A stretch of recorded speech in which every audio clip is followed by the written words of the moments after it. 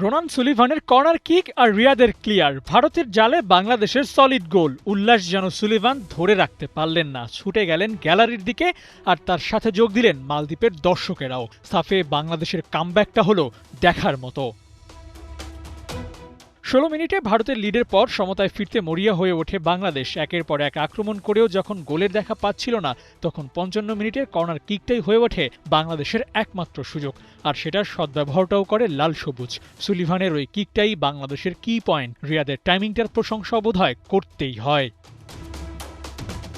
দুই দল শক্তিমত্তার সমান, সেটার প্রমাণও মিলছিল মাঠে। কখনো আক্রমণে বাংলাদেশ, কখনো বা ভারতের কড়া অ্যাটাক। গোলবারে দাঁড়িয়ে এমন পরিস্থিতি সামলেছেন ইসমাইল হোসেন। 1-1 অ্যাটাক সামলে নিশ্চিত গোল থেকে দলকে রেস্কিউ করেছেন ইসমাইল। হার এড়াতে ওর কন্ট্রিবিউশন কোনো অংশেই কম না। এই ম্যাচে বাংলাদেশ লড়েছে সর্বোচ্চটা দিয়ে। ভারতের বিপক্ষে ম্যাচ, আর সেখানে বাড়তি উত্তেজনা থাকবে না তা কি করে হয়। দুই দলের কোচ ডাগ আউটে জড়িয়ে পড়েন বাকবিতণ্ডায়, দেখেন লাল কার্ডও। মাঠে তখন অবস্থা আরও চরম, সুযোগ পেলে কেউ কাউকে ছেড়ে কথা বলে না। নিয়মরক্ষার ম্যাচ হলেও দুই দলের লড়াইটা অবশ্য ছিল যে কোনো নকআউট ম্যাচের মতো।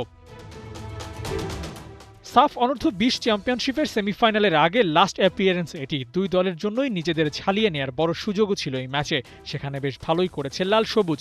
গোলের ঋণটা যেভাবে শোধ করেছে বাংলাদেশ, তাতে নেপালের বিপক্ষে সেমিফাইনালে ভালো ফলাফলের আশা করতেই পারে সমর্থকেরা। নেপাল ম্যাচ দিয়ে জয়ের ধারায় ফিরতে পারবে তো বাংলাদেশ।